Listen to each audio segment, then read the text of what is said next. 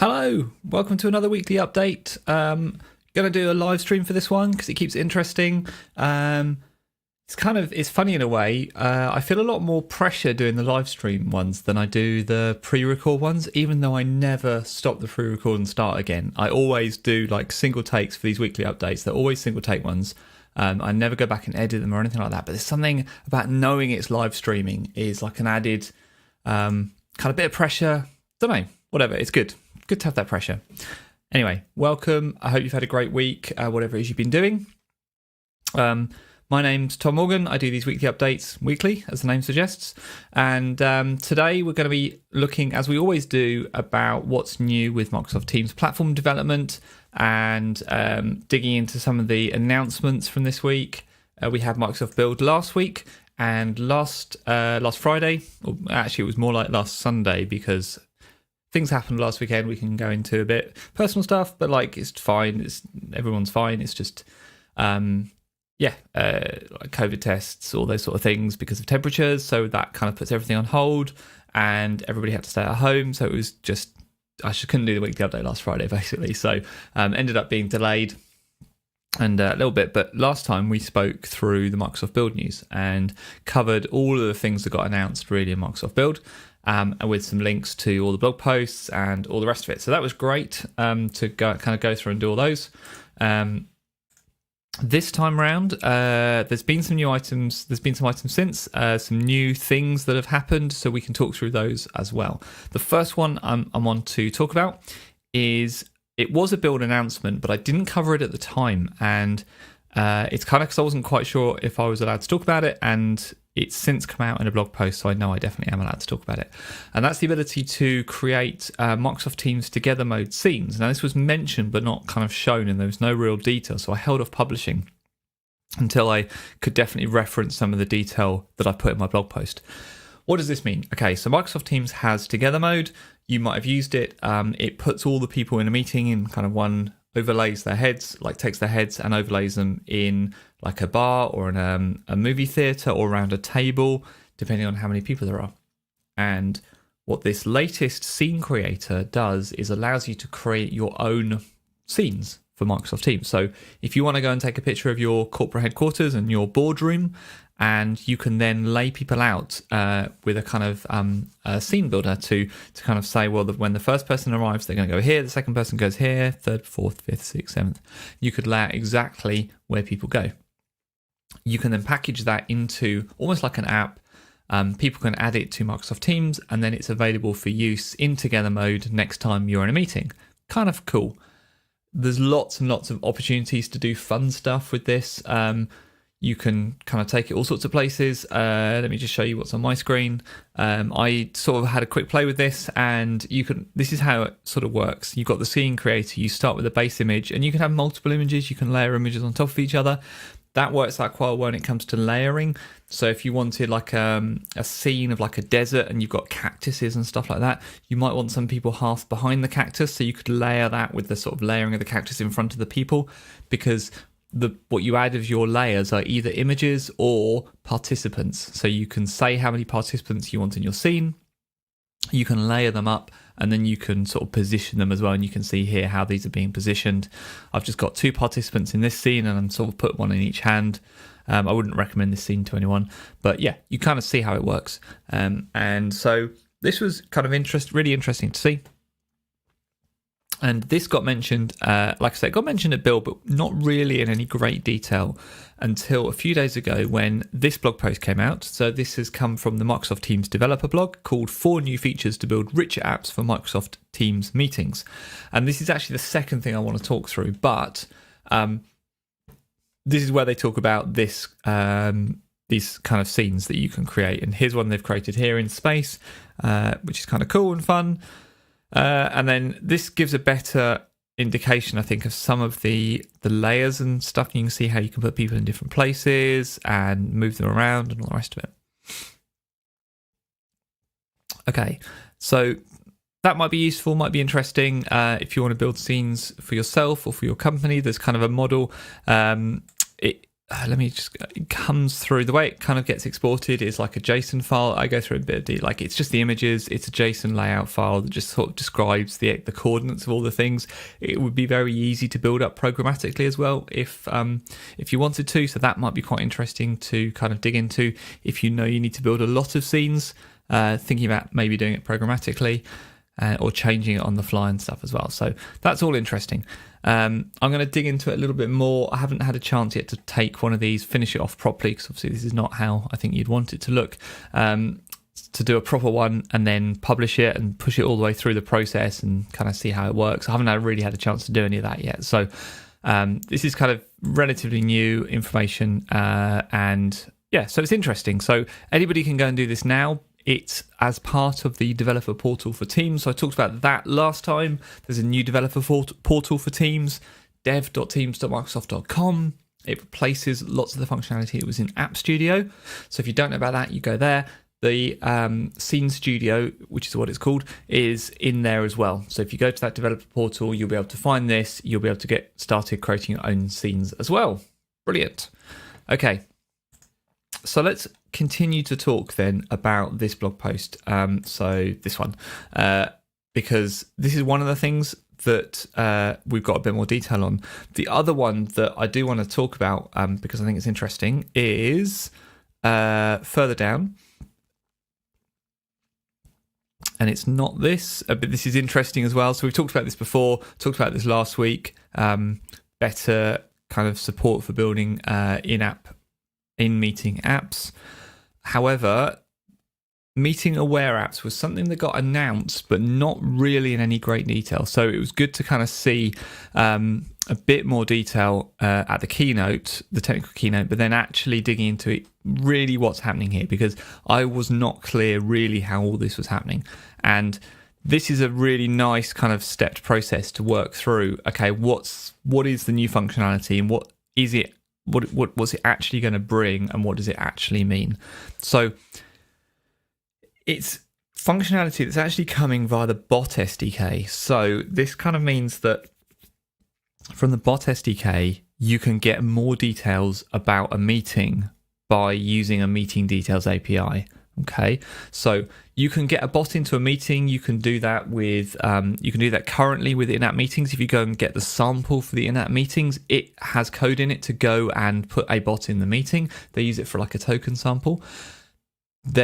From there, you can then call a Meeting Details API. Great. Once you've done that, then you can then subscribe to events through bot services, right? So that's kind of what they mean. So what they said in the announcement is that there'll be more APIs for starting and end times of meetings. And I was kind of a bit confused by that. It's like, what does that mean? Where are these APIs? Where are they coming? This gives the detail really of it. It's the Bot SDK, it's the Meeting Details API. Once an app is attached to a meeting, okay, I'm not quite sure what that means. There's an API to pin a tab to a meeting, that's different. And there's an API to install an app to a meeting. I think we knew about those things already. This might be new, this API to pin a tab to a meeting. I think it probably is. So you can add a tab to a chat. Okay, so maybe you can also do, if a chat is associated with an online meeting, then effectively the tab gets added to the meeting. Okay, so that's interesting. So this is a relatively newish API call. It's still in beta. The ability to add a tab to a chat. Okay, that makes sense. But then this one, once the app is attached to the meeting, developers can start updating their app information based on when the meeting started and ended. This link, by the way, around the meeting started and ended actually goes weirdly to here, and I'm not quite sure why. This is kind of the reference point, I think, to some of the API calls in the bot code, the Bot SDK, which gives you meeting signals. Okay, so we're discovering this for the first time, which is interesting. And this is static meeting metadata from the Bot SDK. This is from the Bot SDK as well. Enables you to provide meeting signals that are delivered. Okay. Okay, that's more about, that's showing the meeting dialog boxes. That's not so interesting. Yeah, we share events through our bot services. That's the bit I'm not quite sure about. A bot will be able to retrieve these events. I'm unsure exactly on how a bot might subscribe to those events, because that does not, I can't quite work out where you'd go to get that. So that's on my list to go and find out, figure it out, and then do a blog post about it when I kind of work out what it is. So that seems interesting. Yeah, I think figuring all that stuff out is going to be good. I think we'll probably see a sample from Microsoft as well, and I'll try and do a sample as well once I figure out like exactly what it is. That's the bit that's slightly unclear to me right now, is how you get those events about start and end times. But I could see how that would be really useful for some applications, knowing when the meetings actually start and end. That's very different from their scheduled start and end times, of course. And then this number 5 is, we've already talked about this last week, access to real-time audio and video streams with media APIs. Yeah, that's kind of interesting. It'll be interesting to see what that actually looks like. There's not a ton of detail. If you follow this link, it goes to create a call, which is not a new API call. So I'm kind of not quite sure exactly. There might be something new in here, which is worth digging through to see if it's possible, like, to kind of get the media out of this. I'm not quite sure if this is the same or different from the service hosted media or application hosted media that has been in the cloud communications API for a long time. Not sure about that. So yeah, that's work for me to do to find out as well. But this is kind of what happens, right? This is a evolving picture. It's very kind of new stuff. We're all finding it out for the first time, and now there'll be a process of digging into all these things, figuring out what they mean, figuring out what the opportunities are, what can you actually do with all this new functionality. So yeah, it's interesting. So if you're interested in the space, I would say those are the things we should be going to look at and figuring out together. So if you know more than I do about this particular thing, let me know. It would be great. That would be interesting to kind of understand as well. So all good stuff. So this whole blog post that I'm going through. Let me come back here. This whole blog post that I'm going through is worth obviously just reviewing for kind of the big announcements and then some detail on them as well. We talked through this last week as well, but it's good to have a bit more detail as well, sort of post the sort of high level headline announcements. Okay, next up, new things. Change notifications for Microsoft Teams messages have been around for a while. I sort of talked about this a month ago, maybe. It's been possible to get change notifications for Teams messages. The big change not today, a few days ago, announced a few days ago by the Microsoft Teams team, is that when you subscribe for change notifications to those Teams messages, they will now also include federated messages. So that's quite interesting. So when you've got conversations across federated tenants, everybody in that conversation is going to get a change notification, not just one party or anything like that. So this is really interesting. It's really interesting if you're using change notifications to kind of store or do alerting or any kind of security or governance, any kind of alerting around who's talking to who, anything like that. So yeah, big news, I guess. It's worth being aware of if you're already using change notifications for Teams messages, because you're now going to get more data and different data than you previously might have expected to. You probably weren't previously expecting to get federated chat data, and now you will. So the body of that data will look different. You can't guarantee, for instance, that everybody in the chat is going to be from your tenant, because there may be people from other tenants as well. So you might need to deal with that and handle that in your code, maybe, depending on what you're doing with the kind of body of the change notification. So that's worth looking into. So I'll put a link to that in the description as well. And finally, a really good and interesting blog post actually about universal actions in adaptive cards and how that looks in Microsoft Teams.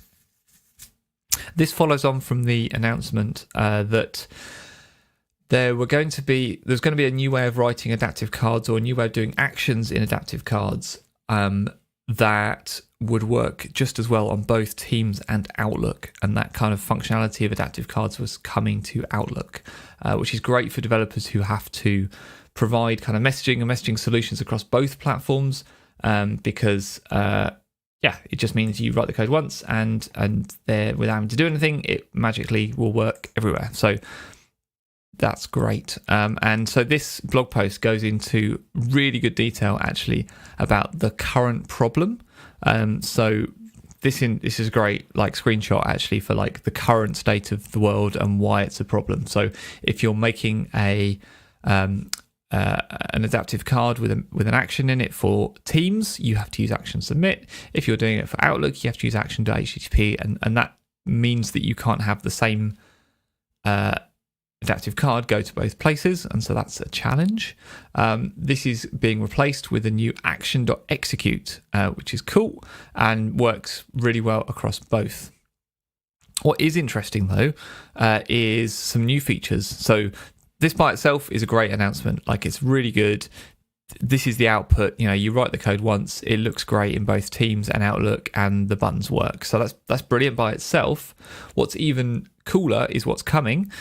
So use user-specific views. So if you look at these screenshots, these are 3 different people receiving the same message. However, they're slightly different. So this person has an edit button, this person has a resolve button, this person has no buttons, and that is based on the user they are. And so they've got these different roles. For whatever reason, they're being sent cards with different actions in. So this is really cool, because previously you'd have to send 3 entirely separate adaptive cards. You'd have to build them up. There's a lot of overhead, a lot of wastage, a lot of copying, pasting of like the layout of the card, all that sort of stuff. Whereas this is really nice. So interested to see how this is going to look and work, which is very interesting. This specific views, I think it's called, so for universal actions. Other interesting things, so this kind of sequential workflow support. So you can see in the kind of the animation here, you can return an adaptive card in response to an action, which is kind of interesting. So you kick off an action and what you get back is another adaptive card. So you can step through this kind of process, like this workflow of like, make this choice, now make this choice, now make this choice. And kind of interesting, you can send the same card to lots of different people and they can all be at different places in that journey, and the kind of adaptive card doesn't magic, like it knows the state and it manages all that brilliantly. So that's really cool. And then up-to-date views. So again, similar thing, but this time you do want to kind of rewrite and change the layout, and kind of remove things like approve, reject buttons. When the first person approves it, you want to take those buttons away. Really cool stuff. And then there's a call to action as well right at the bottom, around using the universal action model. This is cool, this kind of instantaneous feedback that you get when you submit. You can see like you send it and then you get I think you like immediately kind of disappears, and you don't quite see it actually. Never mind. I thought this animation was going to be where this instantaneous feedback is where you kind of I suppose it is, because what they're doing is sending off to an action, and what you're getting back is like a new adaptive card, and you can start again. Really, you'd sort of want a thank you or like a next actions or something like that, but which I thought that's what they were going to show, and then they didn't, so never mind. There's a link as well here off to a whole load of extra detail around how you build out those universal actions for adaptive cards. Wow, that was a lot of stuff. Given we're just a week after build, sometimes it could be really quiet, and that's not been the case this week. It's been lots and lots of different things, and each one of those things that I've talked about are things that I need to dig into in more detail, and that kind of shows you like there's a lot of stuff that's just kind of landed. A lot of it is in quite a lot of detail, and we need to just work through the detail of that and understand what it means. And there's going to be lots more blog posts coming, as you can tell, because quite a lot of those things I need to dig into in a bit more detail and sort of tease out how I would explain it and why, and that sort of, for me, that helps my understanding if I can get to a point where I can write a blog post about, okay, well, how do you, I don't know, whatever it is, how do you use the meetings API to get the start and end time of a meeting, right? The best way for me to learn how to do that is to go and write a blog post about it, and then kind of you guys benefit as well, I suppose, because I'll release the source code and all that, sort of build up a sample and stuff like that. So that's the plan for me for the kind of next couple of weeks and months, I guess, is to dig into some of these and tease out of them the blog posts and the code samples that makes them useful. Anyway, I hope this has been useful. Again, quite a long one. I did a long one last week as well, rambling on a bit, and like I say, a live one, which kind of keeps it interesting as well. Whatever it is you're doing this weekend, I hope you have a great one, and I will talk to you again next time. And all I need to do now, because it's a live show, I need to remember not to mess anything up. And let's see if I can do this and jump straight to the outro. Right, have a great weekend, everyone. See you later. Bye.